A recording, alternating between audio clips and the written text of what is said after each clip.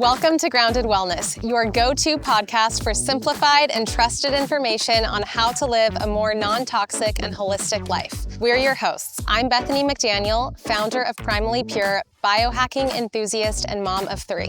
And I'm Courtney O'Connor, holistic esthetician with over 15 years experience in the healing power of touch and holistic skincare rituals. The United States spends a staggering $4.5 trillion on healthcare each year. Yet the reality is clear. We're only getting sicker. Dr. Casey Means, a Stanford-trained physician, has seen firsthand how the medical system is not only broken, it's rigged. The structure and incentives of our healthcare system are not designed to promote health, but to keep us dependent and sick, rewarding doctors for managing illness instead of preventing it. In today's episode of Grounded Wellness, we dive into the deep-rooted corruption within the medical system, the blind spots that keep us stuck, and why reconnecting with God, nature, and ourselves is the only path to true healing. Let's dig in.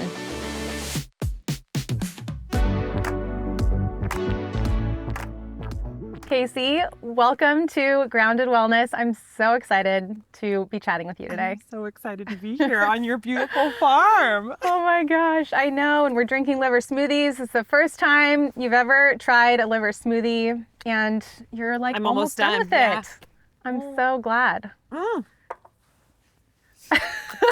It's really good. It's really, really good. I'm going to be done with this in 2 minutes. Yeah, you can barely taste it in here. Amazing, actually. I was really nervous because before we started recording, Casey told me that the last experience with liver was when she was 10 years old and she threw it all up. Yep. And so the smell. This has maybe been a redemptive experience 100%. for you. I'm going to start making this. This is good. So you have been everywhere this last year. You have exploded in popularity. You launched your book, Good Energy, earlier this year, and you have since been on so many popular podcasts, including Joe Rogan, Tucker Carlson, Andrew Huberman. You have testified before Senate regarding the current state of health or lack of health in America, petitioning for government change in that area.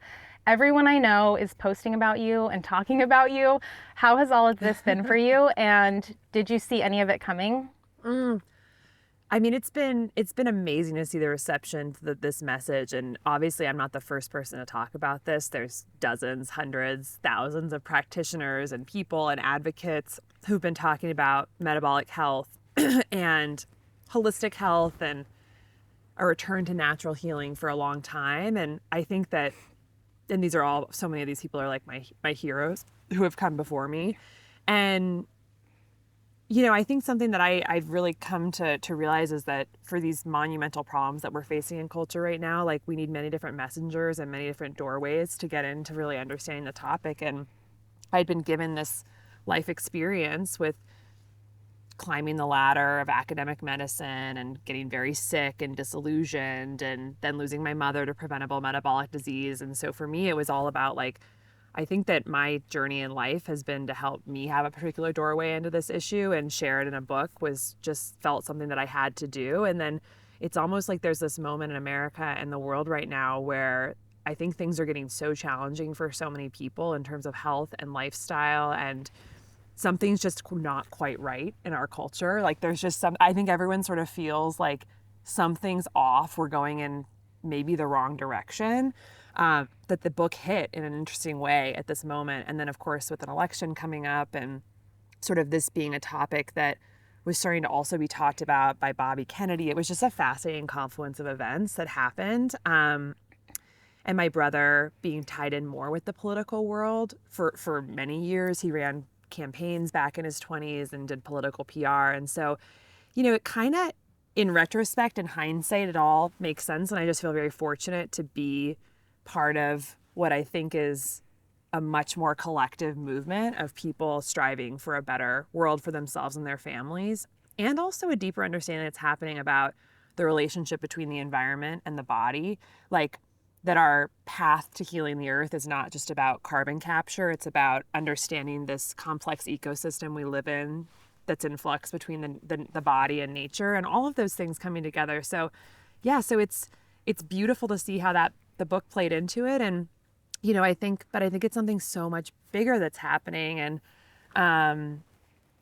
in a funny sense, like I'm such a believer, you know, in sort of like energy and sort of just like that at every step of the book. And I think ever since my sort of awakening in the surgical world of like, the system is broken, we're just really denying like some of the obvious things that are happening around us and being told to just like trust the experts when actually like Rome is burning, and sort of really getting in touch with trusting my intuition more. I've really followed my intuition and sort of like the energetic pull of, you know, really trying to get quiet and listen to like what is needed of me in any given moment. And this book sprung out of that energetic state of just writing what was true for me and what felt right, even if it, you know, who knows, like maybe it would put me under different scrutiny. I talked about doing psychedelics in the book. I talked about a lot of personal things in the book, but I really focused on just letting energy flow through me onto the page as honestly as possible. And so in a sense, because of my faith,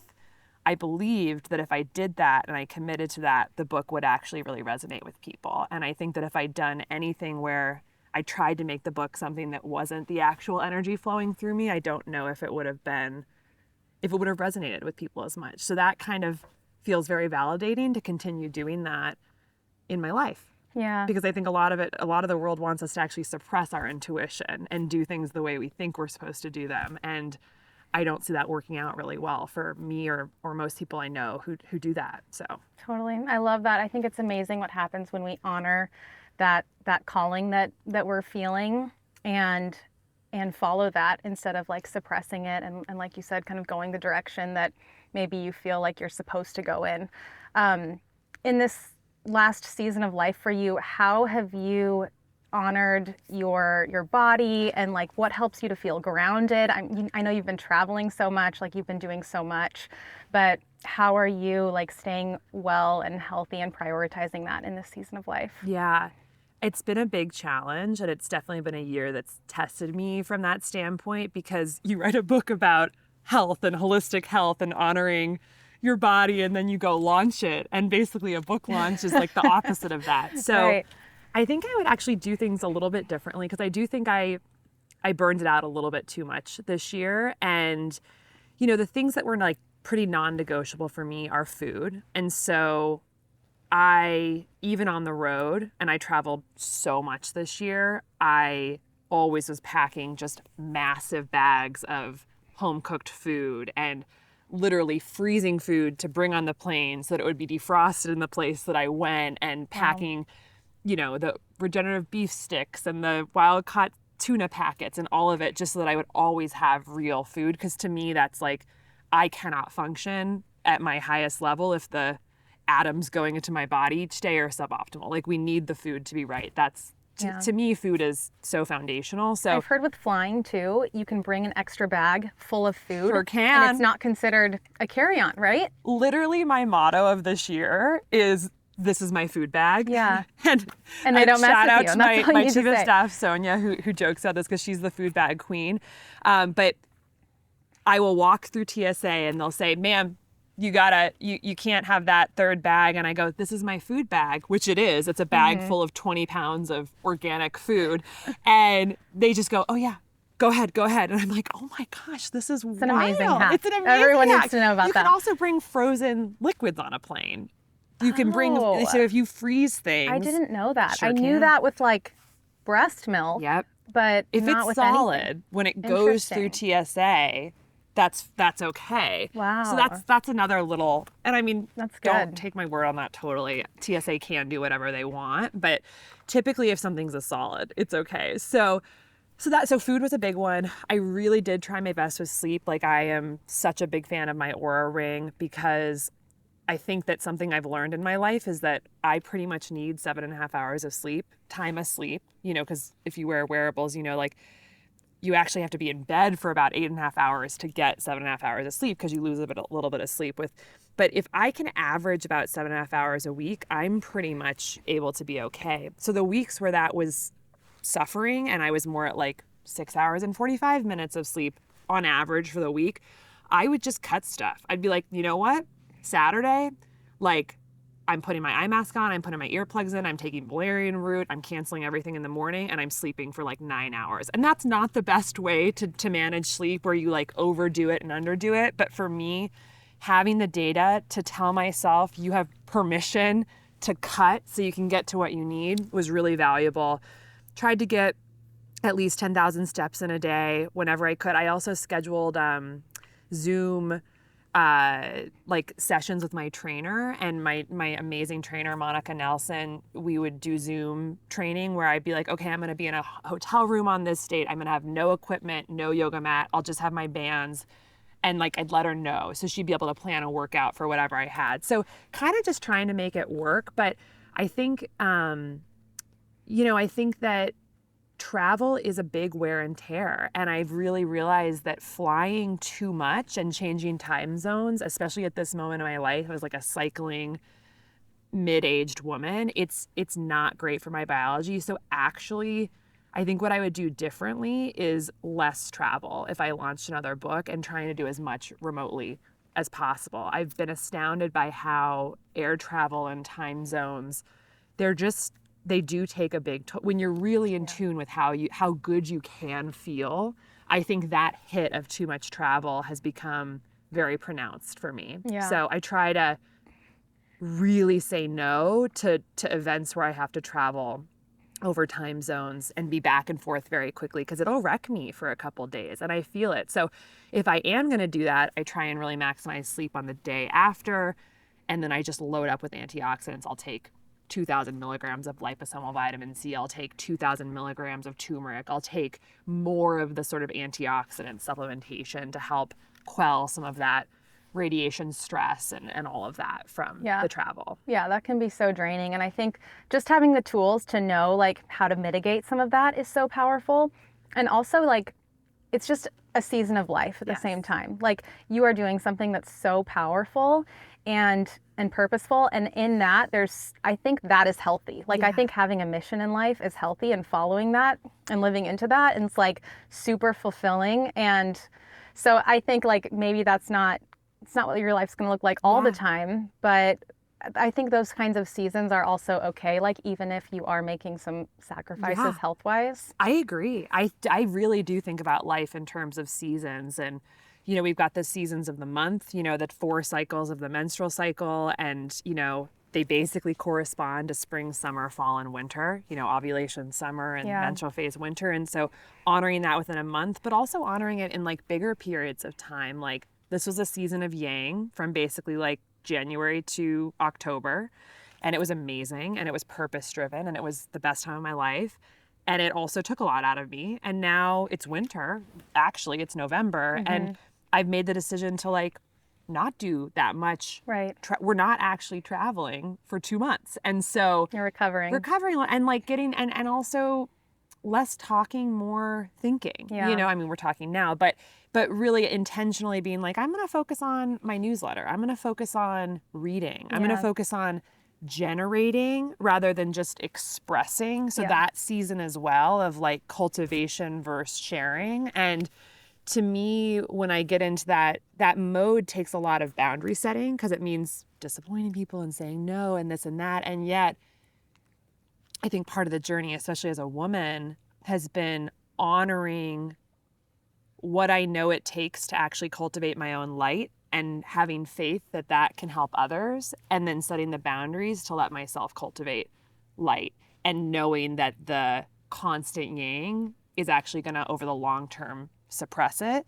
And I think that's a challenge that, like, in the modern world, I personally and a lot of women like have to kind of go through. How do you trust what you can create that requires you to actually sometimes set boundaries so that you can rest and cultivate? Yeah, that word trust is like so key, I think. Like trusting, like, okay, I'm not going to become irrelevant if I'm not like doing every single thing that's asked of me, all the time. Like, I can take time and then come back to something later, and that'll be okay. Yes. And my message isn't going to like disappear.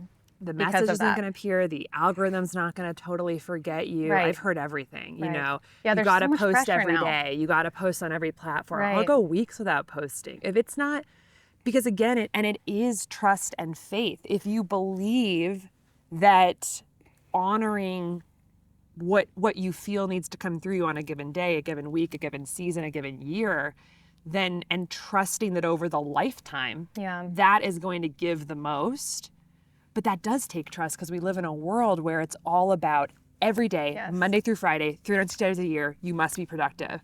And so to actually say like, it's November and it's Tuesday and I don't know if I'm going to do anything work productive today. And then thinking, but this year has been the most productive of my life. This is okay. This is what I might need to have another spurt. Yeah. And that's like lost in our culture. I'm just realizing now that we're talking, you are barefoot and I am not barefoot. And we need to gosh, I didn't even notice. It also reminds me, one of the things that actually has really helped me this year to feel grounded is I will find a park in any city that I'm in. And, you know, if I'm in Austin and I will go lay in the grass and literally just lay there and take some deep breaths like a starfish.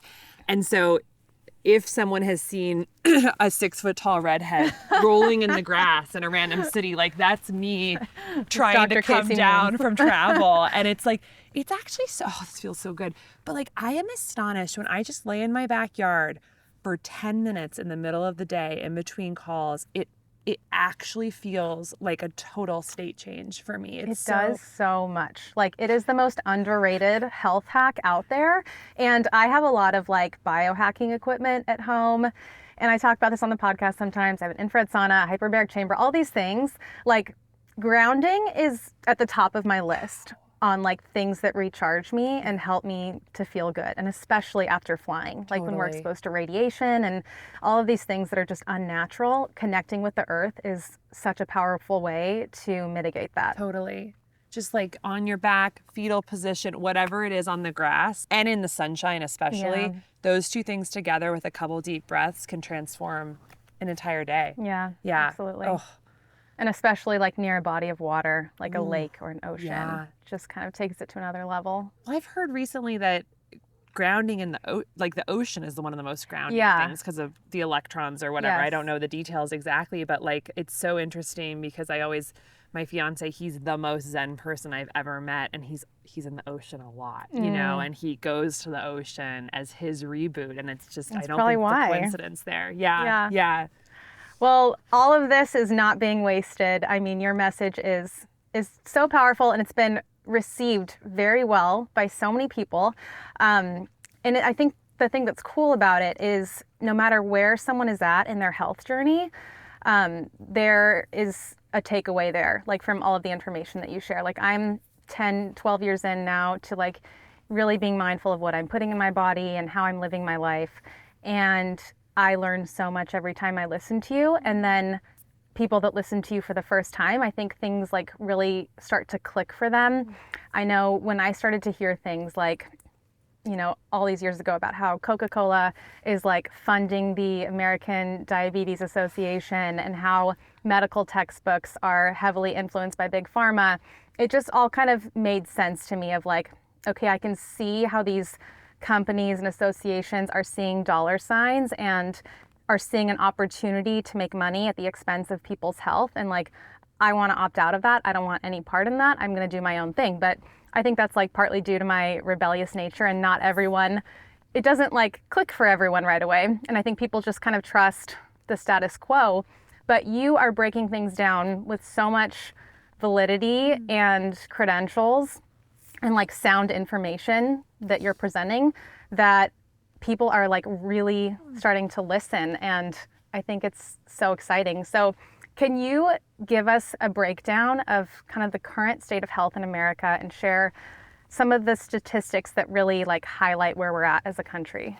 Yeah, for sure. I mean, it blows me away to just think about some of these statistics. But so in the US right now, 2024, over 50% of American adults right now have type 2 diabetes or prediabetes. So that's almost 100% preventable. This is not type 1 diabetes, it's type 2 and prediabetes. And that's 52% of American adults and over 30% of teenagers now. So they used to call type 2 diabetes adult onset diabetes. It can't be called that anymore because so many kids have prediabetes and even type 2 diabetes. Unbelievable. You've got of course, overweight and obesity in 74% of American adults now, and close to 50% of kids. I always think it's wild when I see those pictures. I've seen a lot of these lately of like a beach in the 60s compared to like a beach now, and just the difference in how people look is astounding. Yeah, it is. And it's so interesting when you kind of think about it and back up. It's like taking all the emotionality or anything about body shaming out of any of the conversation, and we just think about like, what is fat? Like, fat is the storage form of energy. It is our body taking excess resources that it can't use to make energy and putting it in a storage form. That's what fat is. And when you think about the fact that the thing that makes us alive and not dead is the ability to convert potential energy to human energy through the mitochondria. That's the only reason we're all here and not disintegrated into the soil, is because of mitochondria converting energy from outside of us to inside of us to keep everything working. And the world is so now hostile on every level to our mitochondrial function: environmental toxins, synthetic pesticides, circadian biology disruption, not moving enough, not sleeping enough, eating ultra-processed foods, food additives. All these things are poisoning this beautiful part of our body that converts potential energy to human energy. And because of that, and because we are eating so many ultra-processed foods that drive us to eat more than we need, those two things together, like the broken machine and the weaponized food together, obviously create a situation in which we are not converting that substrate to human energy, life force, and instead we're storing it as fat. So the fat that is in, excess in 74% of American adults is actually a representation of something fundamentally disharmonious between our world and our cellular biology that's leading us to have a dysfunctional process of the most miraculous thing that we do, which is convert things outside of us to life force within us. And That's such a good breakdown. it's just crazy though. Yeah. Like, and we add all this like cultural stigma to the idea of fat, being fat or being obese. And it's like, it doesn't, that distracts the conversation. We almost need to just look at it from a mechanistic level of like, what's really happening? Yeah. What it Why are is. we 3D printing a storage form of energy instead of using it? And simultaneously, why is chronic fatigue and chronic pain and brain fog and Alzheimer's and all these things that are essentially subjective signs saying that our life force is being dimmed? We're literally losing our minds and our thoughts. We don't have attention. We don't have energy. So life force being dimmed, energy storage going up, all because we live in a world now that we've created out of hubris for efficiency that's destroying our core cellular biology.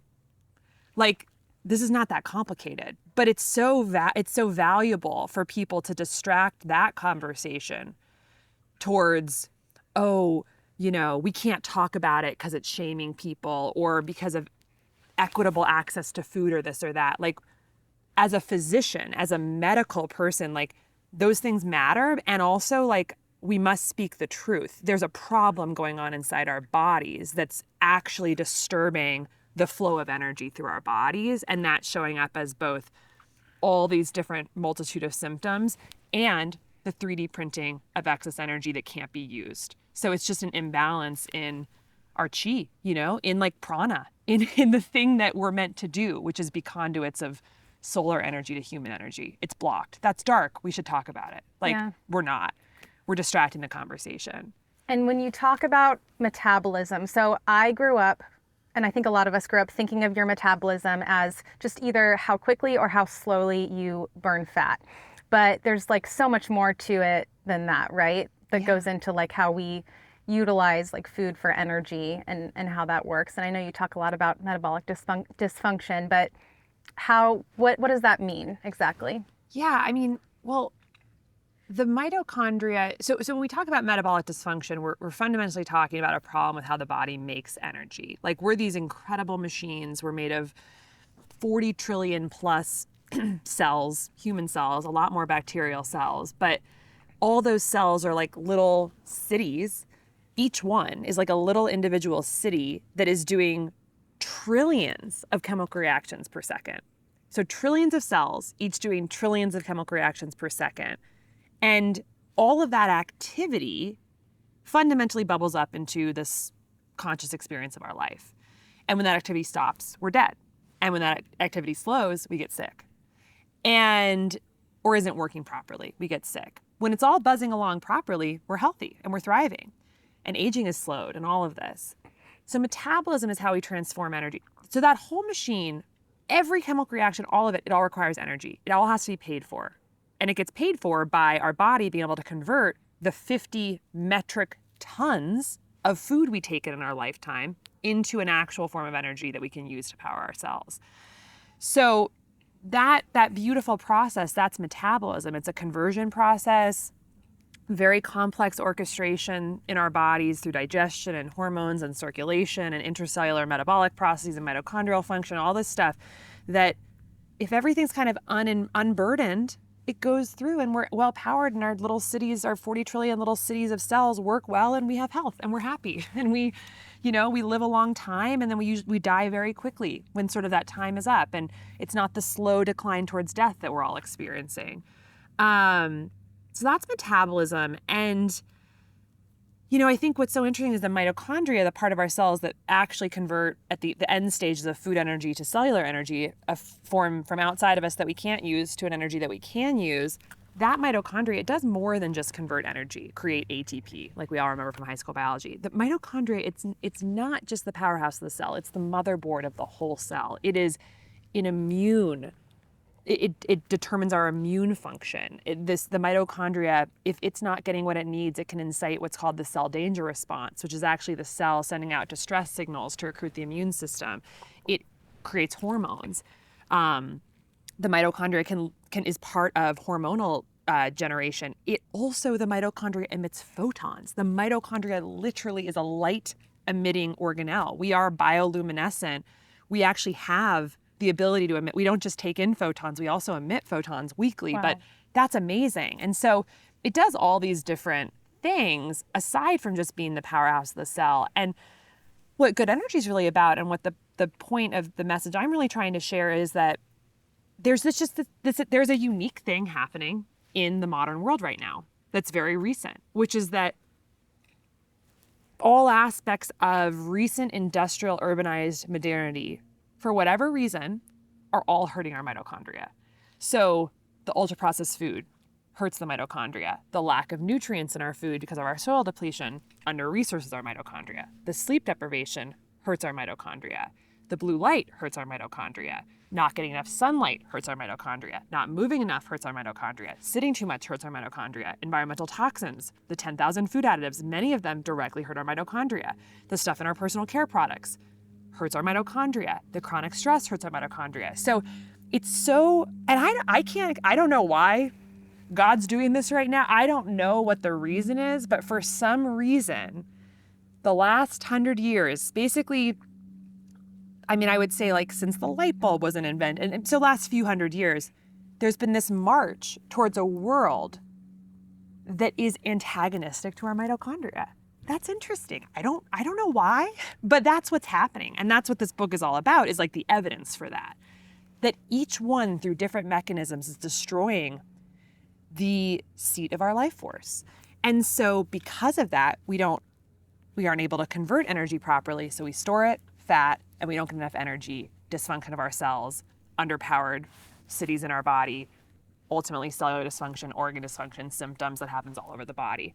So the trunk of the tree of our chronic disease epidemic is metabolic dysfunction, an underpowering of our body. And it's showing up as 100+ diseases because in different parts of the body, underpowering looks like different things. In the retina, it could look like retinopathy. In the penis, it could look like erectile dysfunction. In the ovary, it could look like polycystic ovarian syndrome. In the blood vessels of the heart, it can look like coronary artery disease. In the brain, it could look like Alzheimer's, ADHD, autism, fibromyalgia, migraines. All of these we know are rooted in the process of metabolic dysfunction, but our siloed medical system and our disconnected siloed world doesn't see connections. We are all indoctrinated to not see the connections between things because silos are profitable.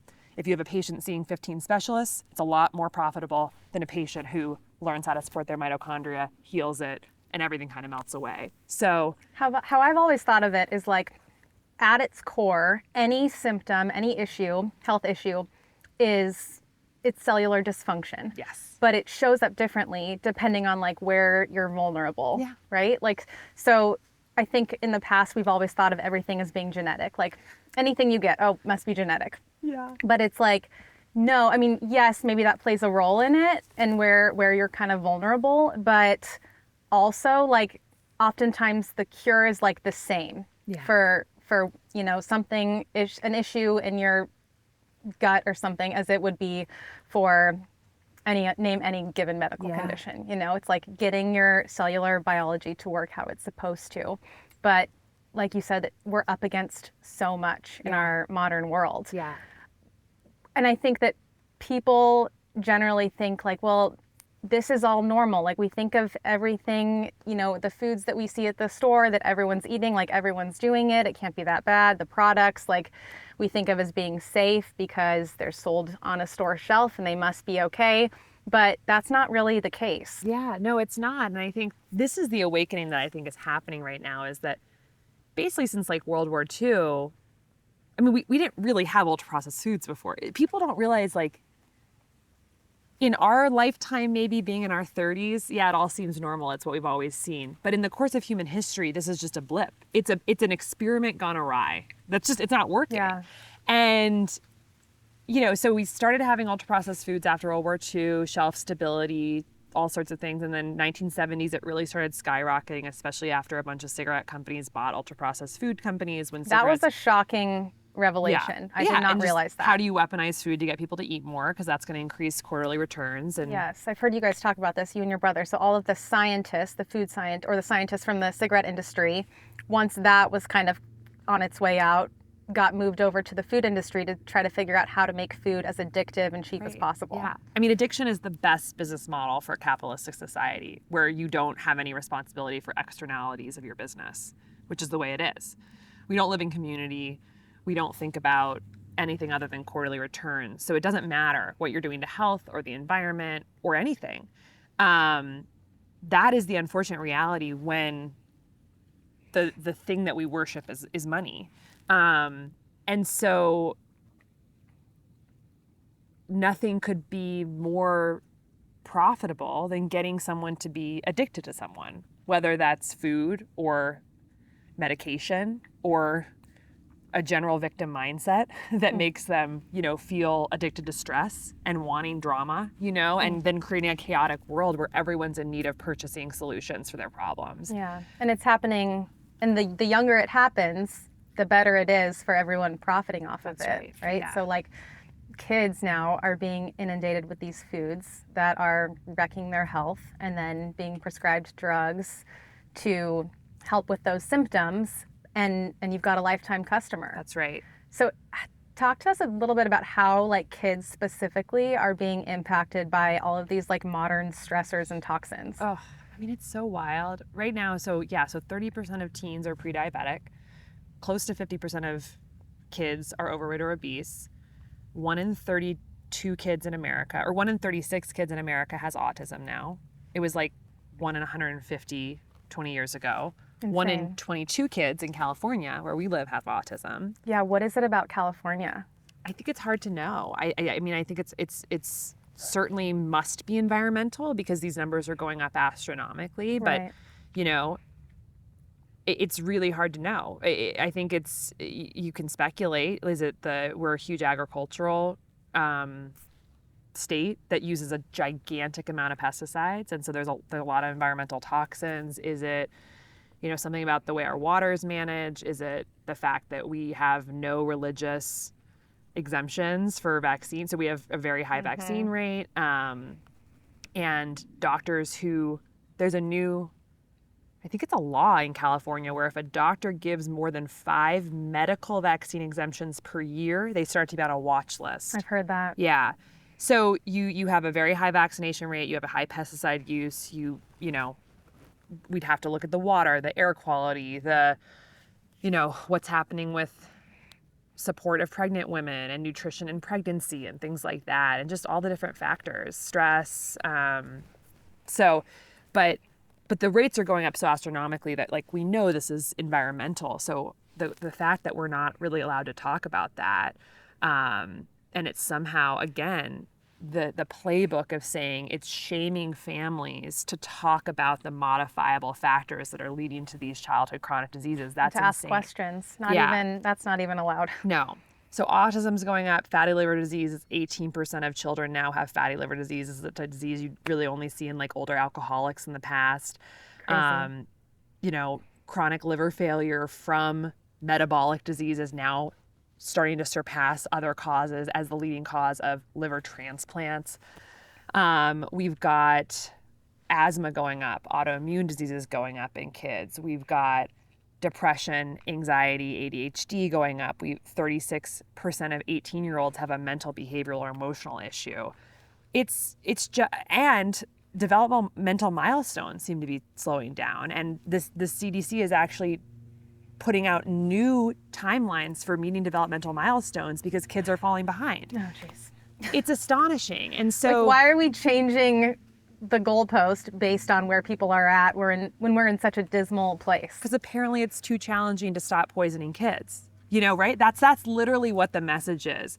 And then of course it's like how many kids can we medicate? Because that's actually the public health solution. Instead of figuring out how to actually just get kids healthy food and more time outdoors and better sleep and and less toxins, we're actually it's a simpler solution to medicate them for life. And it's just, we're living in a bizarro world. That's the reality. And we all need to wake up that this is eminently solvable. And there's nothing simpler about medicating kids for life than figuring out how to get organic food to kids for life. It's not more expensive to do that. It's just not the priority because it's not profitable. Right. So kids are being destroyed, and there's just the reality is there is nothing more profitable in America right now than a sick child. Because if you can get a kid from fetal life, which is what's happening now, kids are being born chronically ill because they're getting sick in utero from toxins and metabolic dysfunction. If you can get them sick from the moment they're born, then you have someone who can be addicted to ultra-processed food and requiring medication for 70, 80 years. And Western medicine's really good at that, at keeping people alive, regardless of whether or not they're thriving. Yes and no. I mean, life expectancies, we are living 7 years less than the Japanese and the Swiss. Wow. Like we always say like, well, America's good at keeping people alive. And I kind of thought that, and then I'm like, but we're actually not. Our life expectancy is going down every single year for the last 3 or 4 years. And there are countries in the world where people are living on average 10 years. So a Japanese man versus an American man, the Japanese man will live 10 years longer than the American man. And if people from those countries come to the US, they will get that life expectancy hit because it's about our environment here. So we're not even that good at keeping people. I mean, we have the highest infant and maternal mortality rates of any developed country in the world. So we're not even keeping people alive. We are stringing people along. Yeah. We don't value life in this country. We don't value the life of the soil. We don't value the life of people. I don't think there's any necessarily like pharma executive or food executive who actually sees people this way. I think it's actually just a system of incentives that's kind of blinding us to what's going on. But the way we're acting in America right now is that human life is a box that you can stick things into or take things out of for profit. And once that box is eliminated, like there's more. There's 300 million more we can so we need to get our priorities straight. Yeah. Let's talk about the medical system, because you have said that the medical system isn't actually broken, it's rigged.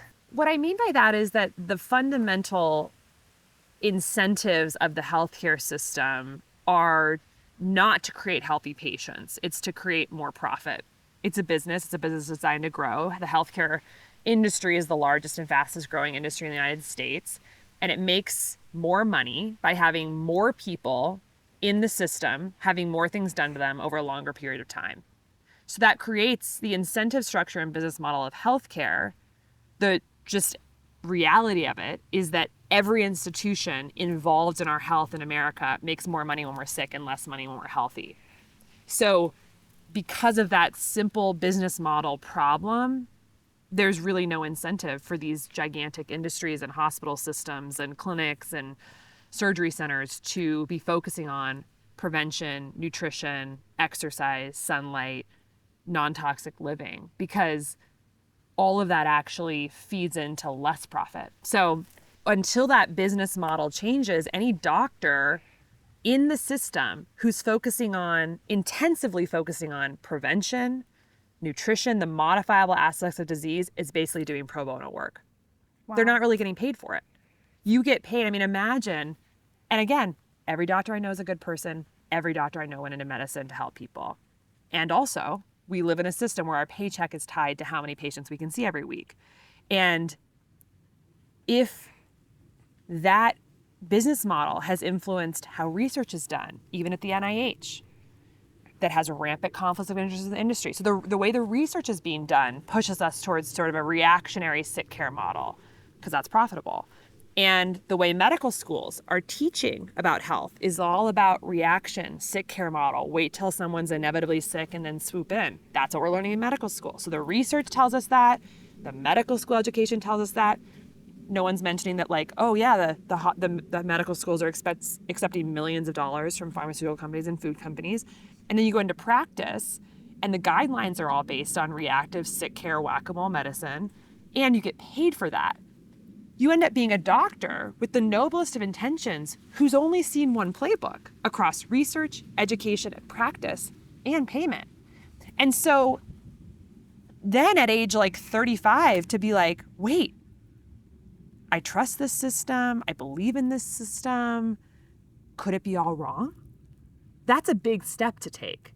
But a lot of people are doing it. Especially when you think about how much the cost involved and the time and everything that goes into $500,000 into your education, sacrificing the prime years of your life, divorces, depression. I mean, doctors and all healthcare practitioners go through so much, which I think is also a little bit by design, because if you can get people to like give up so much, it's going to be especially hard to have them reject it.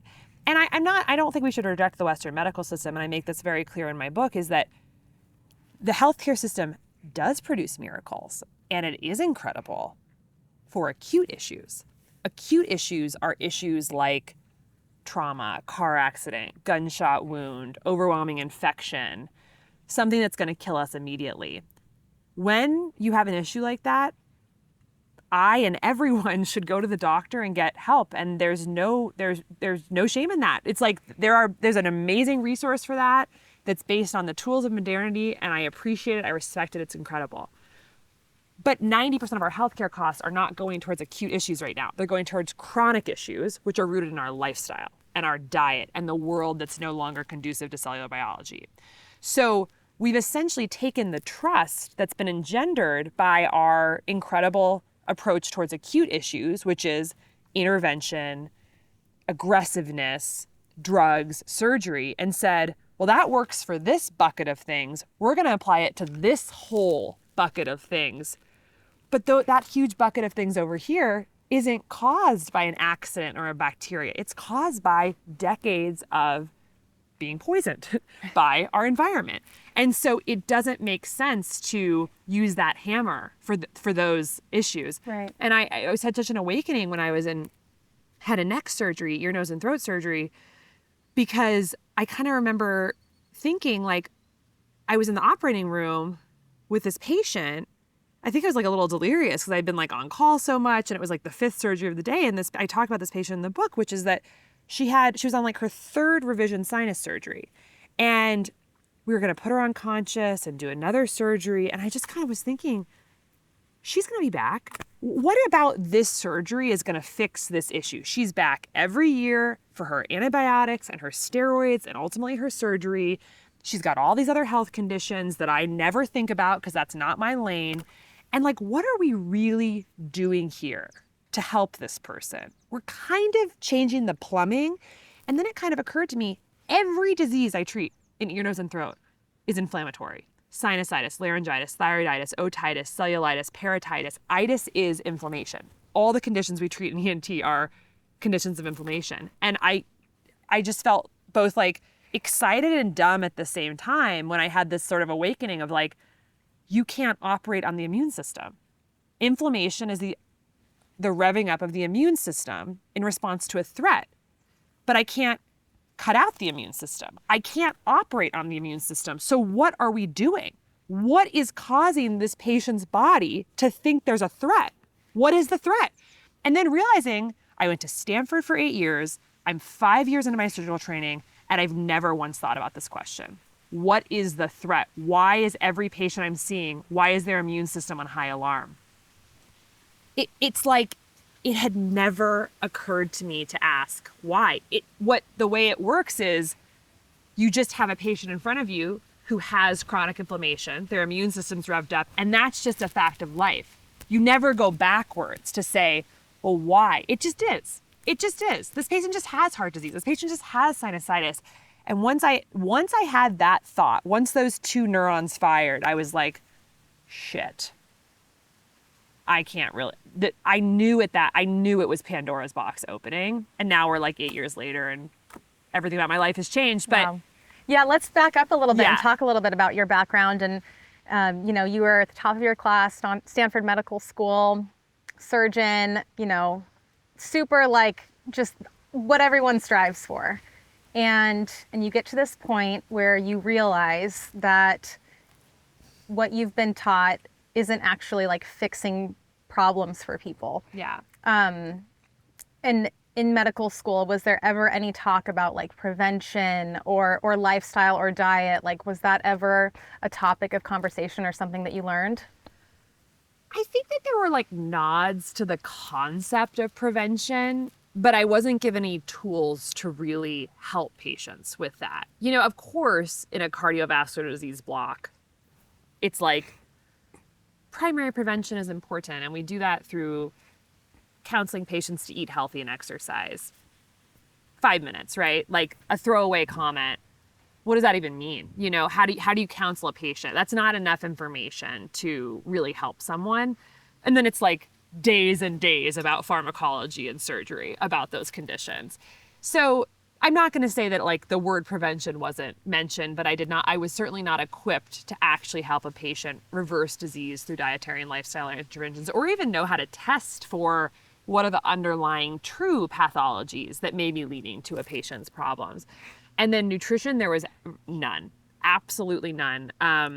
No actual class on nutrition in 4 years of medical school. We had, I remember, one lecture from Christopher Gardner, who's like a very famous nutrition researcher at Stanford who does really cool nutrition work. But it was like he popped in for a lecture about how garlic extract in a randomized study that they did at Stanford, like didn't prevent heart disease. And like, that was the lecture. And I was sitting there like, is this really all we're going to learn about? I was very interested in nutrition even at that time. Yeah. And I'm like, is this a joke? Like, is this actually like this is it? And that was literally all the nutrition. I mean, wow. Nothing. And of course, now looking back and really understanding, like one of the biggest threat signals to our bodies in the modern American world is this frankenfood, industrial, ultra-processed food that we're eating. We put 2 to 3 pounds of food in our body every single day. And that food is a foreign substance now. Ultra-processed food is a threat signal to the body. End of story. And to think that I was a chronic inflammation doctor, an ear, nose, and throat doctor, basically a chronic inflammation doctor. And you could say that about probably any medical doctor. Cardiologists, right? Endocrinologists, obesity medicine, everyone's an inflammation doctor of different now. Parts of the body. Exactly. And I just, so much of my perspective on the body now comes from a sense of compassion. And it's like so many people, most of us at this point are probably chronically inflamed. In the book I talk about the trifecta of metabolic dysfunction is chronic inflammation, mitochondrial dysfunction, and oxidative stress. So chronic inflammation is one leg of that stool, and they're all interrelated. Chronic inflammation is the body mounting a war against a threat. That's what it is. It's the immune system mounting a war against a perceived threat. And that war generates all these war bombs, cytokines, immune chemicals that go around the body to activate more immune cells to help. it can calm down if the threat goes away. So if it's a bacteria or a virus, the immune cells eat those cells, they destroy those cells, they get rid of it, they clean it up, and it settles down. But if the threat doesn't go away, the chronic inflammation and the war and that collateral damage never goes away. That's the average American body from fetal life until old age now. And all our symptoms in part are the collateral damage to being bombed all day by immune activity. And there's not a single doctor coming out of conventional training who has a mindset from their training. They might personally have learned this stuff on their own time to ask the question, what are our bodies afraid of? What is the body mounting a war against? If we asked that question with curiosity and compassion, we would all go down the road of looking at our world and looking at what's in our food, water, air, homes, our stress, all of it, and realize our cells are afraid because the world has changed and we no longer know how to handle it. Right. And so our genetics haven't changed in the last 50 years. Everything around us has. Yeah. And so you get to this moment where you're starting to ask these questions and have these realizations. Where did you go from there? Well, I discussed it with people in my in the world that I was in of ENT, and it was really met with intense disparagement. Like, you didn't go to medical school to be a nutritionist, you know, a lot of worse things than that were said with profane language, but like, wow. Essentially like, stay in your lane. You're a surgeon. Like, what are, like, which is a huge part of the problem, right? Everyone's staying in their lane and not looking at the body as a connected being. Yeah. And I actually it wasn't just the department that was resistant. I also found it was so interesting that the patients were resistant. Because I would kind of like, in your 5th year of residency, when you're chief resident, you're just about to launch to be like a totally independent surgeon. You have your own clinic, basically, where you don't have as much supervision because you're kind of like practicing to launch. And so I could do a little bit more of what I wanted. So I would talk to some of these patients about nutrition. And something interesting I found was that a lot of patients didn't really want to hear about it because they had come in with their 250 pages of chart notes from 10 years of different specialists, revolving door, different medications, nothing's working, everything's getting worse. And they come to the office. And if you, this young medical doctor, says to them, have you tried nutrition? It's sort of like, are you effing kidding me? Like, I'm debilitated. Right. Like, if nutrition was going to work, someone would have mentioned it. Like, kind of like, how dare you? And so it made me realize, like, even the patients who of course want the best for their lives, we are indoctrinated on every level of society to not believe that the simple, natural things will work because we are just wedded to glorifying technology and innovation as the answer, when in fact, actually, gentler nudges are usually what is needed in nature to make systems work better. Not domination and control, med, surgery, but actually like multimodal holistic nudges. But because we were not born into a world that values that, it's hard for a patient sometimes to even hear that recommendation because it's like, what are you talking about? Like, what's the next generation thing we can try? Not what's the simpler thing we can try. So there were, of course, patients who loved having more of a holistic-minded resident doctor, but both in the department, challenging the worldview, that's not really accepted. Because if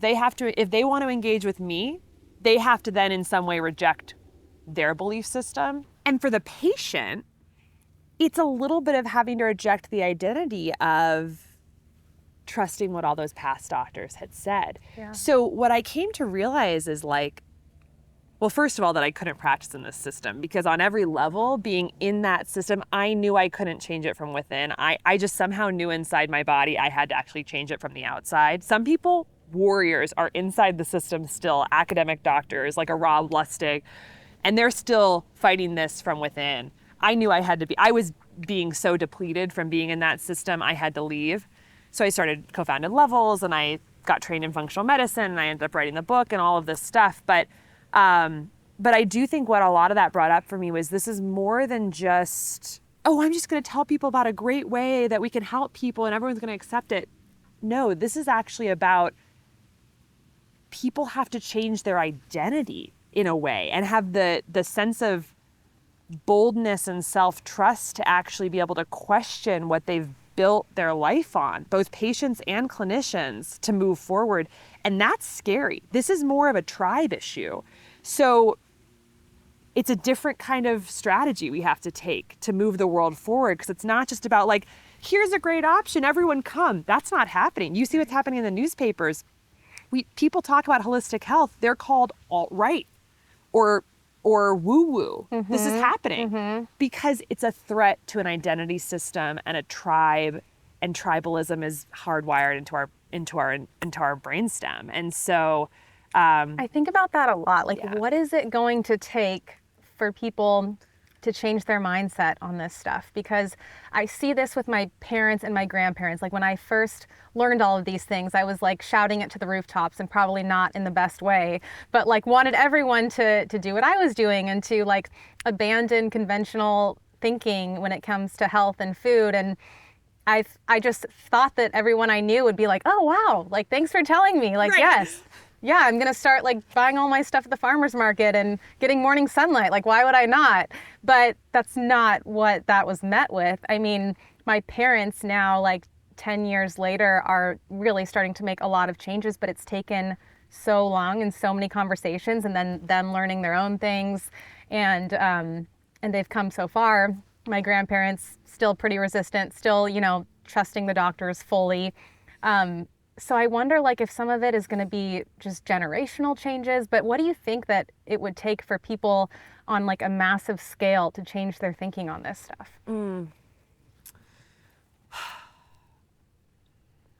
I think what I've seen happen a lot is that people face personal adversity or adversity in their families or communities and they feel let down by the status quo and the systems that we're told to trust, and something in them cracks open where they kind of are more open to a different way. So that's what happened with me.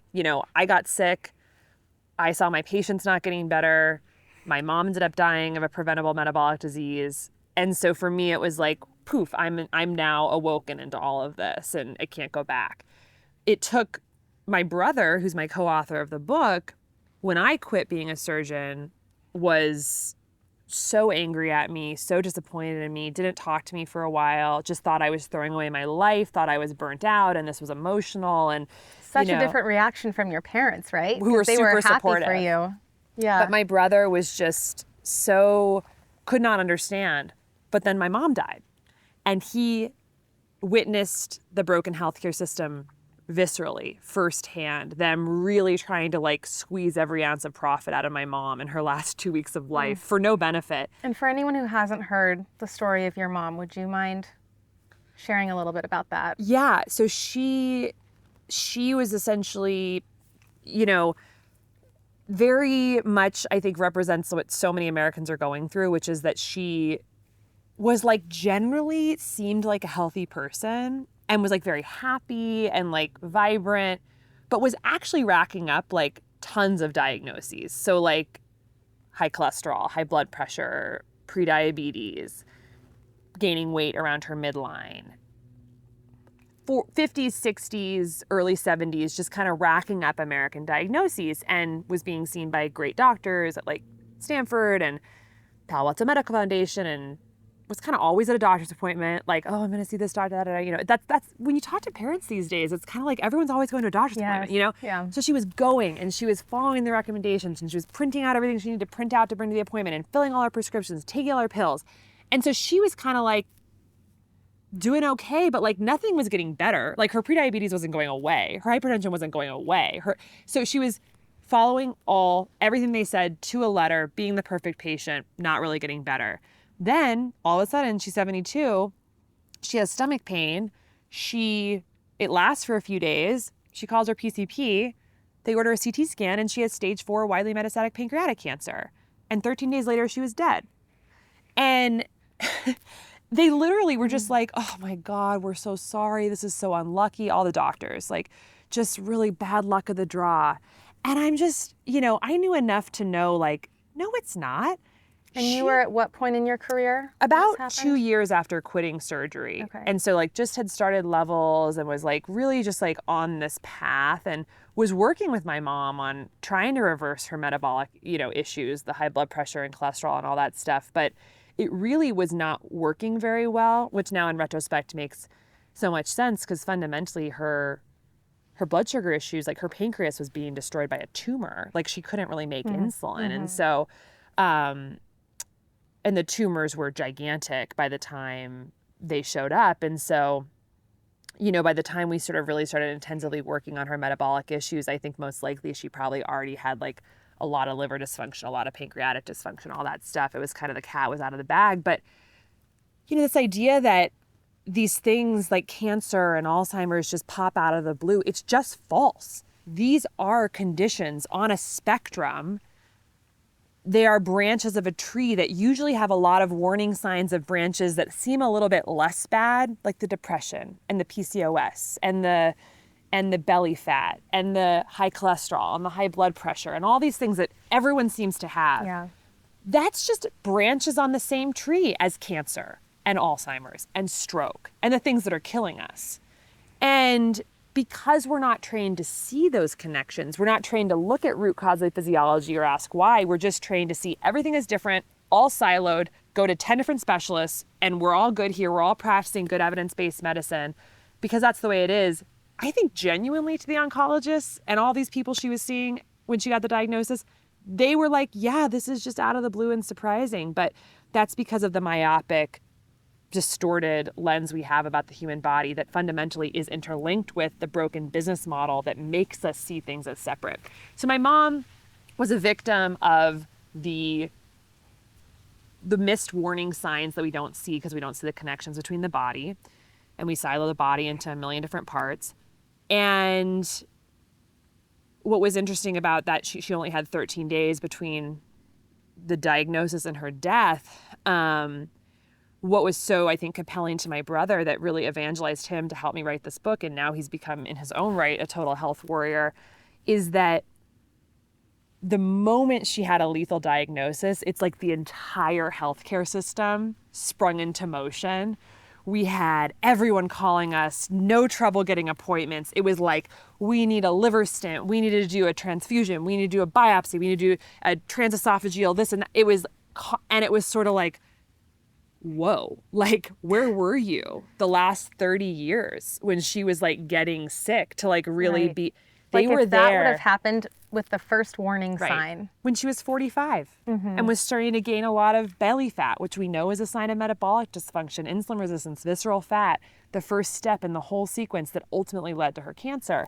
But no one was, they were just like billing her for each of the appointments she'd come in for. But when he saw the way that if she'd said yes to all this stuff they'd basically said at the last 2 weeks of her life, she probably would have generated, I don't know, $500,000, $1 million for the hospital.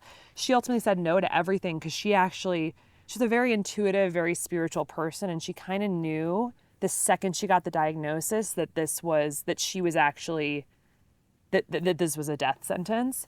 And so she chose to do hospice, and we just hung out at home and had a beautiful 2 weeks, and it was the most beautiful time of my life. And that would have all been robbed from us if she just gotten sucked into the vortex. Not to say people should not pursue therapy for cancer, but she had stage 4 widely metastatic. Her liver and pancreas were destroyed.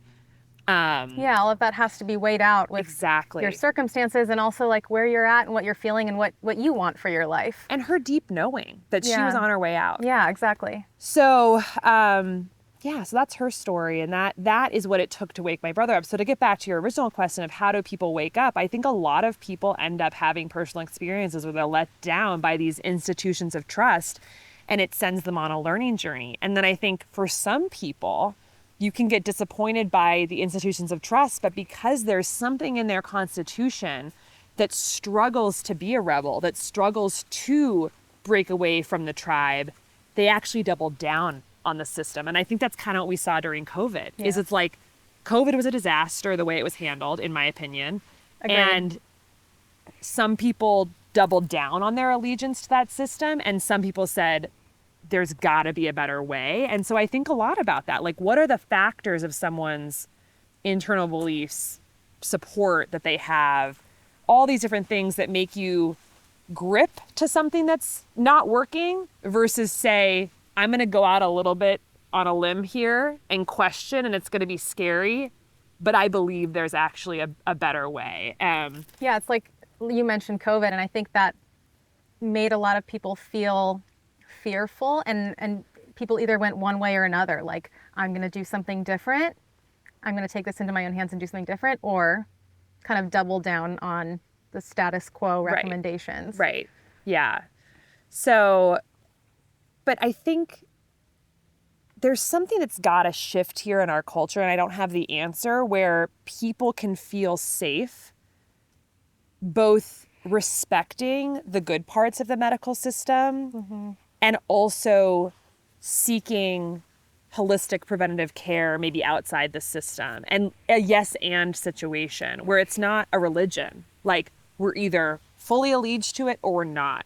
Yeah. Like, I think with technology and algorithms and a lot of the way our media works today, polarization is it is the business model.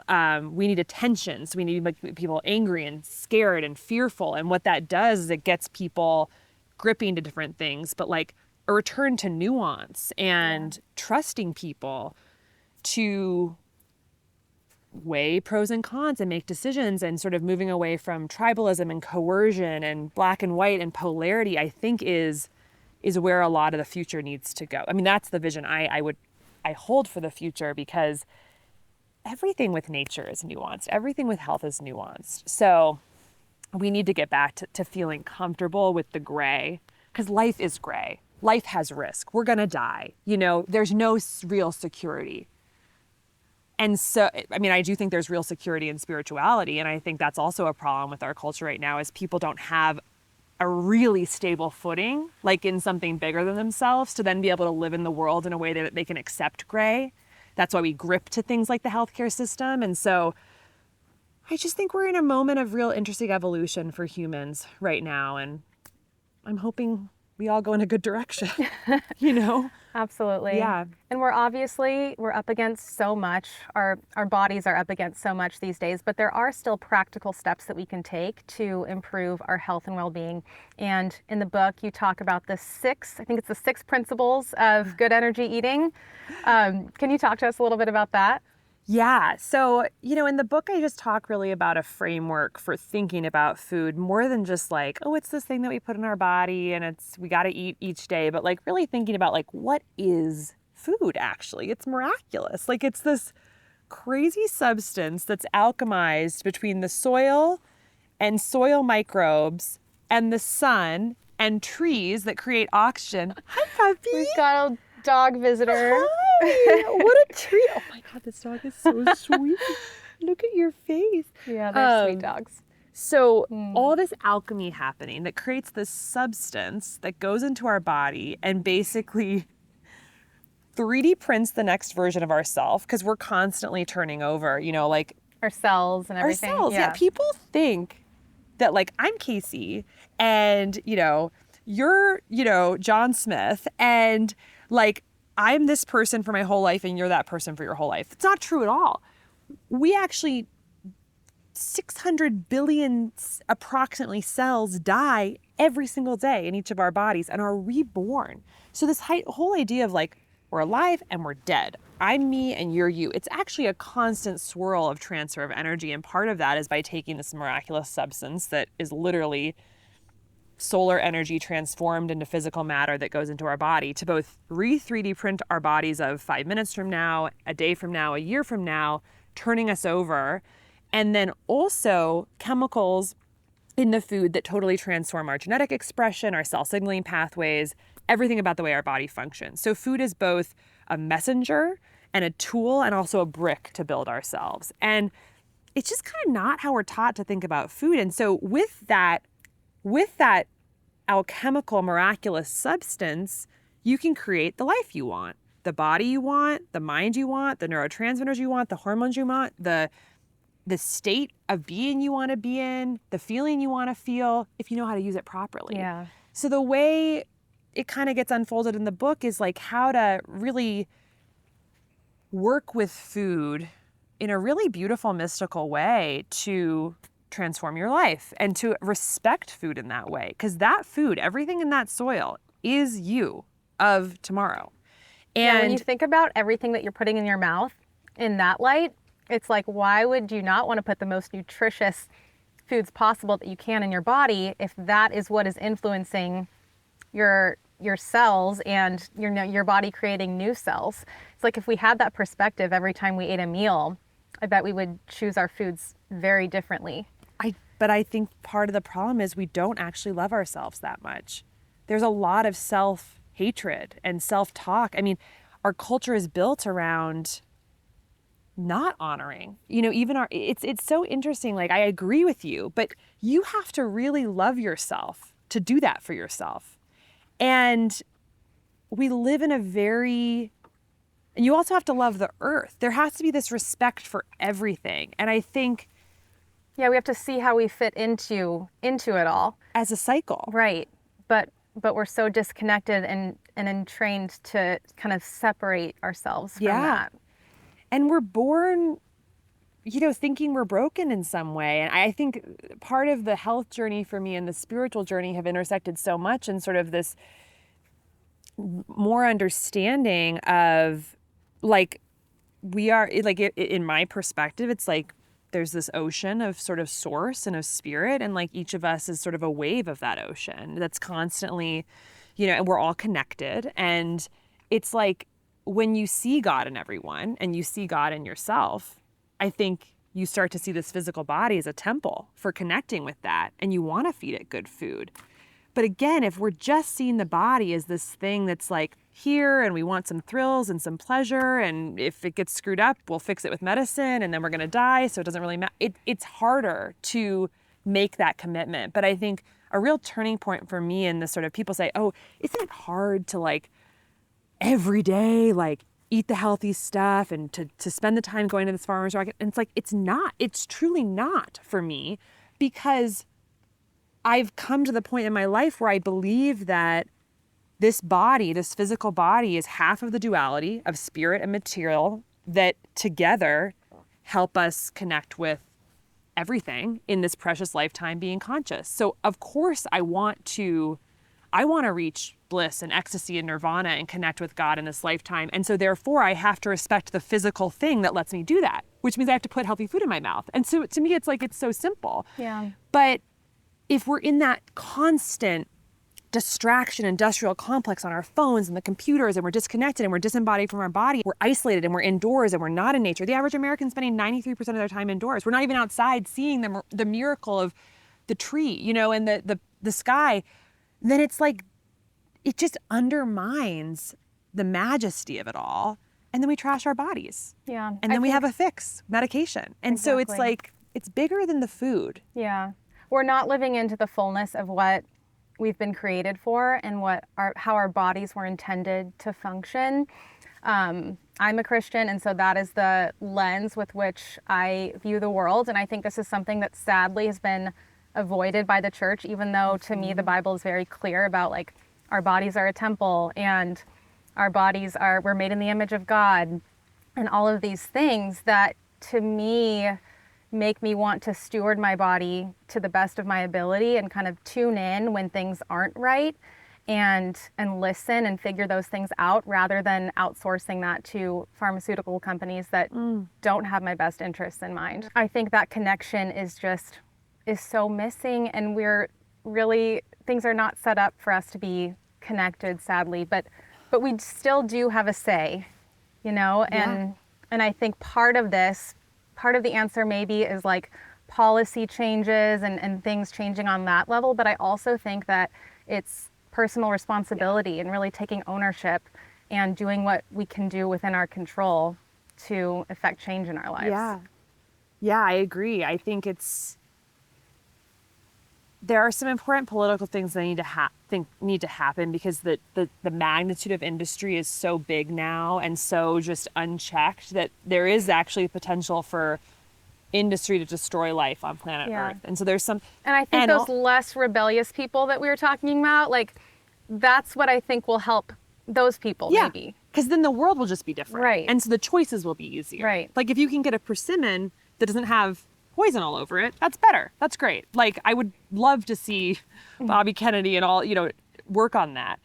But I do think it's we kind of forget, I think sometimes when we think too much about like the importance of the election and the politicians and this and that, it's like fundamentally, Kellogg's isn't going to exist if we don't buy Kellogg's. Yes. We have that choice Yes. or whatever, If no one buys another piece of non-organic food, Monsanto's not going to have a good year, right? Like, so we also have those choices. And, I think, but it's also more than just a purchasing decision. I think it's also a decision of how we're going to prioritize our lives. Like, are we choosing in this lifetime to go along with the flow of the extraction industrial complex that wants to take our attention and our health and our kids' health and keep us busy and distracted? Or are we going to actually say, I understand that's how it seems like you climb the ladder in America and get respect, but for myself and my family and my children, we're actually going to do it this way. And like, that's but the thing is, there is a tribe there too. Yeah. It seems scary, and yet you find the people who are doing that, and then it becomes a ripple effect, I think. But when you were mentioning that you're Christian, I was at this fascinating exhibit at the Getty last weekend called Lumen, which was all about light imagery in religious texts throughout like the past 2,000 years. And if you look at almost every religion, the spiritual figures like Jesus or Virgin Mary, like they have the halos, and there's a lot of there's a lot of imagery of Jesus sitting on a rainbow, like in ancient texts. It's fascinating. And I do think it's fascinating to think about this relationship with light and metabolism and health, because there's something that people knew, like even before understanding the refraction of light, that rainbows and sun and halos and all of this. And in a lot of imagery, it's like the angels have the most sun rays around them, and then the saints have a little less, and then people have very little. So there's something about light. And when I think about it, ties into health and metabolism, because I think, and food, because I think we forget that all the energy that we're extracting from food to fuel our life force and our lives and our thoughts and our feelings, it all comes from the sun. Photons come through space, 92 million miles from space, and this miraculous process of photosynthesis in the leaves of the plants converts that sun energy to the energy in carbon to carbon bonds, and then that becomes starches, which either we eat or the animals we eat, and they convert into protein and other things. And then we ultimately in our mitochondria liberate what was the sun's energy into a form of energy that can power our conscious experience of this life and allow our mitochondria to then emit light back. It's wild, but it is fundamentally, there's something here around food and light and spirituality and meaning that I do think we have to bring some of these concepts of like the miraculousness of all this back into the conversation, because I think it helps motivate the deeper motivation for why we need to eat healthy. It's not just to feel good. It's to actually embody, like you said, our full potential as transformers of cosmic energy. So that we can then fulfill the purpose that we were put on this earth to do. And that's different for all of us.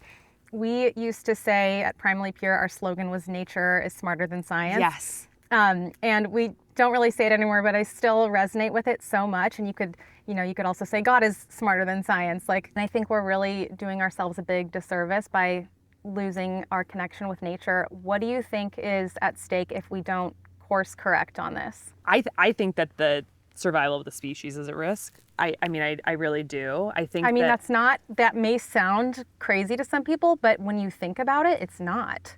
Infertility is going up 1% every year. Sperm count's going down 1% per year. Yeah, it's like life expectancy going down numbers every year. Mass extinction event of other animal or other life forms on planet Earth happening right now. I think. Like what? I think 30% of the world's biodiversity has been eliminated in the past 30 years. Wow. So soil being depleted. But also extension of animals and fish and plant. There is an actual mass extinction event happening right now on planet Earth. On top of this, birth rates are also going down from a more cultural standpoint, in part because I think people are feeling very disillusioned with just there's people I know, maybe you too, who are not having kids because they think the world is so bad, which is, I don't actually believe the world. I think the beauty of our world is that things can change in a second.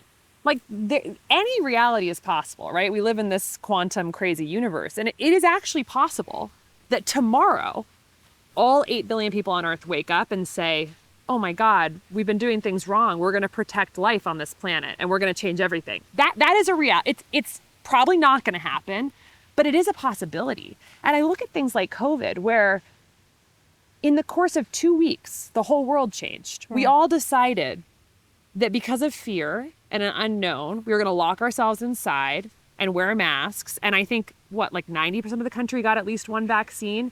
Like, when we decide to do something as a collective, we can go big. True. So how do we channel that energy towards a global awakening about connecting with nature and respecting life on planet Earth? And then making our decisions stem from that. It has to happen, because if it doesn't, if the graphs continue as they're continuing now, infertility, sperm count, life expectancy decline, child neurodevelopmental disorders, it's not, just follow the charts. It's not going to go well. Also, if we keep extracting from the earth in the way we're doing, I mean, there's by some estimates, and you would know more than I, that we don't have that many harvests left if we destroy our topsoil the way that we're doing it with industrial agriculture practices. And so it's sort of like it has to change. And I think people are seeing that. And that's why there's an exciting thing happening right now where everyone seems to be like wanting to move to a farm and go to farm. There's something happening, and I think it's good. You know, something I've been really interested in reading more about right now is like the fall of the Roman Empire, because these like huge empires and huge amounts of the globe have been wiped out in the past. It's not inconceivable, and it's probably often rooted in hubris. So I think we have so much to learn from indigenous cultures. I think we have so much to learn from literally just being outside and observing nature. I think one of the reasons we're so lost and we can't seem to think our way to the answers is because we're indoors trying to think of the answers when the answers are already in front of us. I mean, I said this on Andrew Huberman's podcast, but like, if there's just one thing people could do to change the world, it's go outside more. Because everything comes to you when you're outside. Health, inspiration, awe, connection. It's much harder to destroy all of this if you're spending time with it. But we don't. I always say my favorite part of my day is like spending 10 minutes outside in the morning, bare feet in the sunlight. Yeah. And there's this data coming out that like many kids in America are spending less time outside than a maximum security prisoner. How do we expect them to understand the concept of ecosystem harmony if we're not in the ecosystem? And just like feel like a human being. Yeah, totally. Yeah. And also all the things, circadian biology, fresh air. Our air is more polluted indoors than outdoors mostly. You know, the fact that like this tree is creating the oxygen that we need to survive. How could you possibly indiscriminately cut down a tree? It is literally our lungs outside of our body, but we don't spend time with trees. We don't even have a moment off our phones to meditate on the connection between all of it. So we don't respect it. And then we go to college and think we're being a world saver for like creating super advanced carbon capture technology, when in fact, that is not, you know, it's an isolated, linear, masculine, single variable approach to a multidimensional problem. But when you actually just spend more time with the ecosystem, I think in a way like the answers will come to us. Yeah, we were talking about this before we started recording too, how healing is literally built into nature on every level. Like it's such a gift to us to be able to go outside and like have our bare feet on the ground and get flooded with these negative ions, you know, and to combat and mitigate the positive charge that we get from technology, and then to experience sunlight, which regulates our circadian rhythms, which have such a big influence on our hormones, to breathe in fresh air. Like nature is truly, it's such a gift and it's so healing and it's like accessible to everybody. It's free. But we are not taking advantage of it like we should be. Yeah. I think I think so right now, average person spending 7% of the time outside of the prisons of the four walls of our, like the reality is that for comfort and prestige, we've chosen to self-impose beautiful prisons. Our houses are lovely, but we are literally inside four walls almost 100% of our time. How crazy is that? We are free and we're choosing to lock ourselves in a nicely decorated cage. And then we're sick and we're like, I wonder why. And so I guess a call, and I'm sure I'm preaching to the choir with your audience, but it's like, if we're spending 7% of the time outside, which I think is probably a high estimate, what if we moved that to 30 by doing podcasts outside, by eating outside, by chopping vegetables outside, by opening our mail outside, by putting our computer outside, by, if we have a restaurant, setting up a tent outside in the parking lot and cooking out, get creative. Right, Rome is burning. right. Like, it's time. Right. We got to go outside. And we just spoke about a lot of the reasons why that's helpful, but it's going to take creativity, it's going to take looking weird, and then everyone's going to come along and love it. So we just gotta be bold. Exactly. And then you'll get used to it. It won't be this like thing that you have to think about anymore. It'll just kind of be what you do. Yes. And same with eating, I think. Like, it's hard in the beginning, switching the foods that you're eating, but then it just becomes second nature. Yeah. Yeah. Where do you see the future of health going in America under the new Trump administration? Oh my gosh. I'm feeling so hopeful because of Bobby Kennedy and his leadership.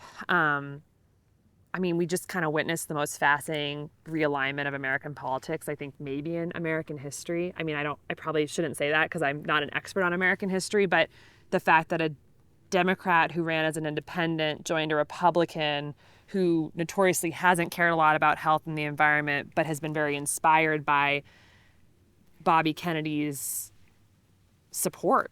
I think the way I see it is like Trump really is interested in meaningful leverage and meaningful legacy and impact.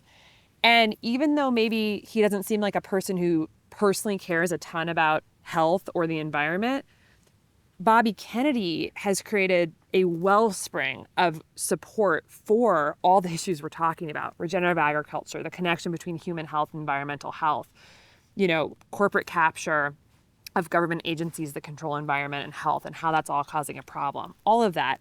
And you see, I don't know if you saw the Trump's acceptance speech, but when he mentioned RFK, everyone in the crowd, thousands of people just started chanting, Bobby, Bobby, Bobby, Bobby. And so I think there's this really interesting thing where, and Trump literally said, Bobby Kennedy, you go wild. Don't touch the oil, but you can do it. And it's like, Bobby Kennedy's been fighting water pollution, Monsanto, vaccine injuries, all these things for so long, for 35, 40 years. And now before it caught on to his great detriment. Yeah. Being, I think, viciously disavowed by people in his family, by people in the world. And, it's kind of like the American moms and others who are like, this is not working. Someone's speaking for us. It's so fascinating to watch. But when I hear everyone says, how could you possibly be hopeful? Trump doesn't care.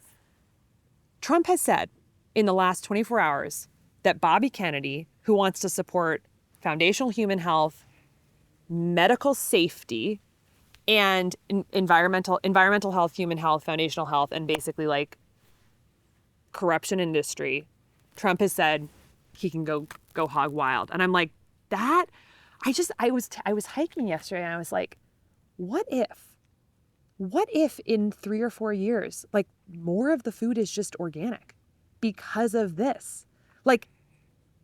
I've never felt that before. I don't know. I think I'm choosing to trust everyone at their word, which is that I know what Bobby Kennedy stands for. Trump said he's basically got a lot of power to do that stuff. What's going to happen? I think I have a lot of reason to be really, really hopeful. So, yeah, I would agree. I think it's so cool to see this being talked about on a national scale. Yeah. And it's just proof that this is resonating with so many people. Like you mentioned, the chanting, Bobby, people want change in this area, and it's exciting that it's even being talked about, and we'll see what happens. Hopefully a lot changes. I get a lot of emails, mostly nice, some not so nice, to my sort of like my responses to my newsletter and whatnot. But I got a really interesting email from a person that I really appreciated, because it was the day after the election, and they said, Dr. Casey, I followed you for a long time. I voted for Kamala, and I feel so sad this morning, and I'm writing you because I trust you, and I just am looking for, like, can you help share with me why you feel hopeful today? Because I feel dismayed. And I respect that. I think a lot of people look at Trump or they've heard certain things about Bobby Kennedy, and they're like, how could anyone possibly want this for our country? So it was this really good faith email that was like, share with me why you feel hopeful. And then she said, for instance, one of the reasons I'm petrified is because Bobby Kennedy wants to ban vaccines. And I just thought, oh my God, here's this wonderful person writing a beautiful email. And actually, whatever information's been fed to her through the algorithm has somehow said that Bobby Kennedy wants to ban vaccines in America. That could not be further from the truth. He wants vaccine companies to have to report their safety data. He wants there to be actual long-term safety data for vaccines, so we even have the information about the safety of these 72 shots going into kids. Never, ever has he ever said he wants to ban vaccines. Maybe wants to reconsider vaccine mandates because of medical freedom. Mm-hmm. But so it's just, what was astonishing to me is the way that technology, the algorithm, social media, the advertising, the sort of the advertising attention-based business model of media today, where essentially we just need to glue people's eyeballs to stuff and therefore distort the information to create fear so that they'll click more. It's like feeding them the information that they're fearful about. Exactly. And going to latch onto. And I'm like, I haven't responded. I get so many emails, I haven't responded. But what was so interesting to me was, like, if I just shared with like her and then the millions of people who represent her what actually is being said, which is, what parent would not want good safety data that we could at least look at? But we don't have it. I mean, so it's I think we're in a the information economy is rough right now, and that's why podcasts are so valuable. And I think also just having compassion, like, we're each seeing a different reality based on what's on our screens. Yeah. So our reality may not be truth, which is why I spent a lot of time meditating and praying, because I want to tap into a bigger truth, but also like trying to see multiple different sides of the media. On election night, my fiance and I watched Tucker Carlson's live stream, Megyn Kelly's live stream, MSNBC, CNN, Barry Weiss, the Free Press. See a little bit of all of it. It's all different. Yeah, same. We're just clicking back and forth the whole time. More. Yeah. Nuance, and compassion and humility. Yeah. And so, I think I'm very hopeful. And what I hope for people listening and anyone is that, like, no matter how you feel about the reality that's emerging this week with election week, like, our consciousness is probably the most powerful thing in the universe. If we can all detach from the distraction industrial complex, get off our phones a little bit, find internal peace within, because peace on earth starts with peace within. And from that place of peace, hold a positive high vision for the future. I think that actually makes a much bigger difference than we think. Negativity, cortisol, fatalistic views of the future is not going to help anyone. So I just think that if everyone can just create the space for a positive vision, no matter what, I think we'll be better off than if we don't do that. And it's free and it's simple to do. Just imagine that we can get right back on track, as a world. I think we can, but we have to be able to imagine that that's possible. Mm-hmm. So, what do you think are the first things that need to change in order to impact our medical system, our food system? From a policy level or from an individual level? Policy, I think there's a couple high leverage things that would be very useful. I think it's very odd that the NIH, which is a taxpayer funded institution, that they're allowed to have rampant conflicts of interest with food and pharma. So there were 8,000 major conflicts of interest reported with NIH research over the past since 2012. This just came out recently. Like that clouds how researchers are going to be doing. So then what happens? Are we going to be doing foundational, unbiased research about American health? Or are we going to be looking for ways to incorporate like a drug study or it's I would not say it's bribery, but when you're getting money from a company, you have a relationship with them. And that does, on even subtle relational ways, impact how we think and what we do. So I have here that the pharmaceutical industry is the primary source of funding for clinical studies in the U.S. Yeah. And so that has to have an impact on the outcome of those studies. On what even gets studied. Yeah. Not just the outcome of the studies, but also what gets studied. Because there's so much less motivation to study things that can't be patented, right? Yeah. Yeah. Like sunlight. And also I think we do need to this is not policy, it's more individuals, but we also need a return to common sense. Mm-hmm. I mean, no one in human history has ever needed a peer-reviewed, double-blind, placebo-controlled study to tell us not to eat ultra-processed foods and to eat food that comes from ground that doesn't have glyphosate all over it. Yes. I don't need 10 more years of research to know that our food being sprayed with 6 billion pounds globally of pesticides per year is probably not great. These are killing chemicals. I was so astonished by the statistic. People say, oh, pesticides are fine. It's the dose makes the poison, this and that. First of all, we've never looked at the cumulative effect of all these things together on human health. And 20% of suicides globally are done by drinking pesticides. Isn't that amazing? Totally safe, but it's the thing that throughout the world people are actually choosing to drink to kill themselves. Wild. 20%. I didn't know that. It's obviously an estimate, but that is from a paper on PubMed. Can look it up. So policy, get the conflicts of interest out of the taxpayer-funded research. Obviously. 2, you look at the FDA. 75% of the FDA's drug budget comes from pharma. Why are the people who are regulating the companies getting paid by the companies? It doesn't make sense. No. It's a federal organization. We pay so many taxes. I love that they're sheep. This is the best day of my life. Oh, they're right here. This is the amazing. Best day of my life. And we just got a new herd of sheep at the farm. They're and so beautiful. For anyone listening and not watching, they're kind of encroaching on the podcast. They're right 10 now. feet away. They're so beautiful. So cute. Hi, babies. So, I think keeping these industries clean. Yeah. If they're federal agencies, they should be working just for the American people. So that's there's so many levels of it. We have to get the corruption out of the USDA on the most recent food guidelines for America. So they come out every 5 years, 2020 to 2025. 19 out of the 20 people on the advisory panel that made those guidelines had a major conflict of interest with the food industry. We need people creating our food guidelines for America that aren't being paid by the processed food industry. Seems pretty obvious. That could be something that we change tomorrow. Yeah. The current USDA, so 2025 to 2030, the conflicts of interest, you can find them online with the people making our guidelines it's like a 10-page PDF document just of the conflicts of interest. This is insanity. We need unbiased people writing our guidelines that aren't getting their mortgage paid by a food company. Yeah. Obviously.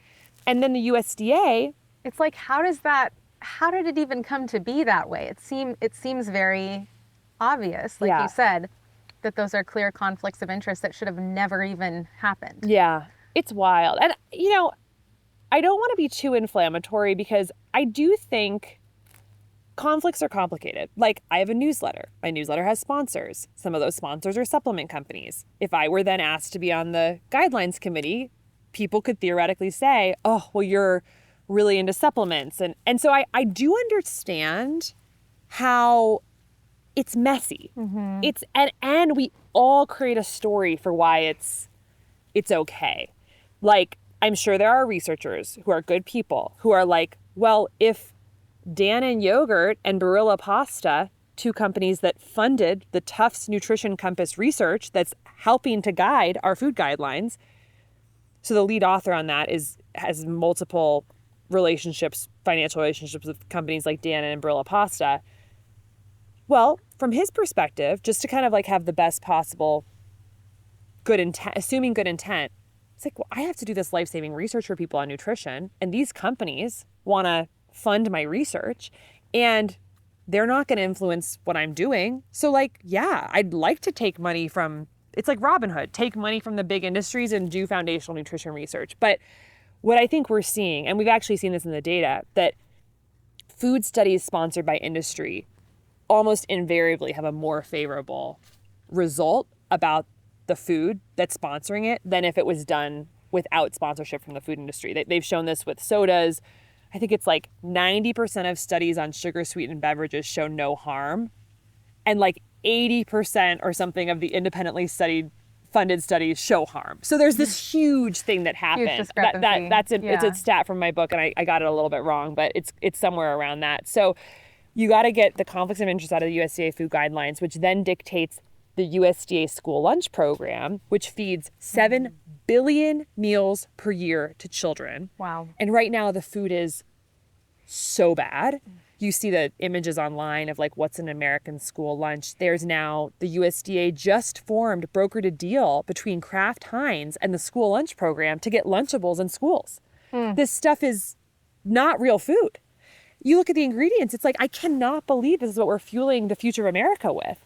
So I would say corruption, or I don't even want to say corruption, conflicts of interest out of the FDA, USDA, NIH, and of course CDC, EPA, all those things too. But those three, really important. And so how long would it take to disentangle all of that? I'm not sure. I don't know. I think it'll take a while. I think that the reality is that when you have leadership at the top political level, even starting to implement this stuff and starting to put the voice to power of these things, what it does is, even before maybe the research findings change or whatever, what it does is it helps people feel permission to be more part of this tribe that takes their power into their own hands.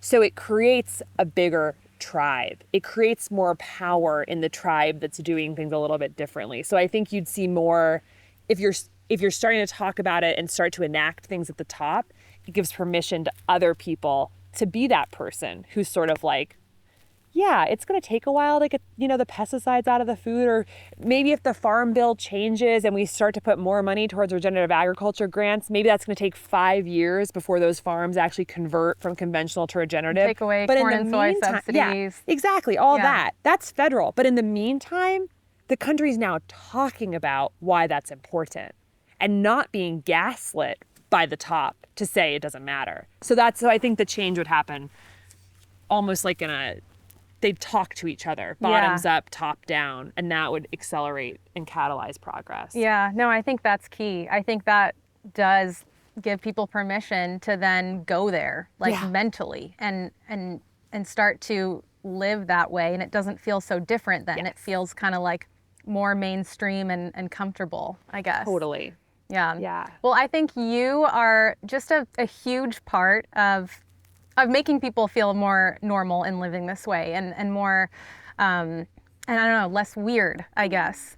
And that takes a lot of bravery and courage, like the things that you're sharing and just the information and soundness that you're putting behind this message is like, for so many of us, it's like, oh, finally someone is giving a voice to these things that like we have felt and known for so long, so eloquently. And then also so many people who are hearing this for the first time are really resonating with it. And I really appreciate what you're doing, and I'm so thankful for what you're doing. So thankful to have you here on the podcast. And I'm sure it hasn't been easy at times too, to kind of be on the forefront of this movement, but well, it gives me the opportunity to meet people like you, which is so exciting. And you're on the ground doing all the work. And then with this podcast, and to be doing, what you're doing with your podcast and being outdoors, it's like, it's exactly what you're saying to me. It's like you're creating a vision that people can then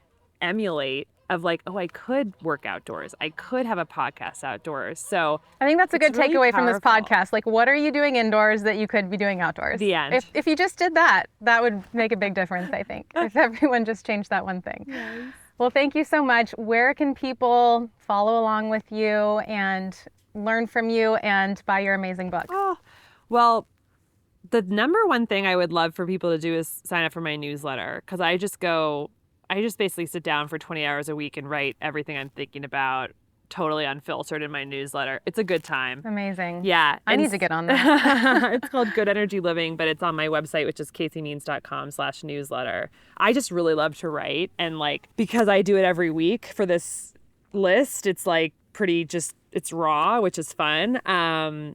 And so that's caseymeans.com/newsletter. And then my book is just everywhere, Amazon, small bookstores. Good Energy is the title. Good Energy. And it's a good one. It's on our Christmas gift list this year. Thank you. Of course. Thank yes. you. It needs to be in every household. Oh, thank you. Thank you so much for your time. Thanks.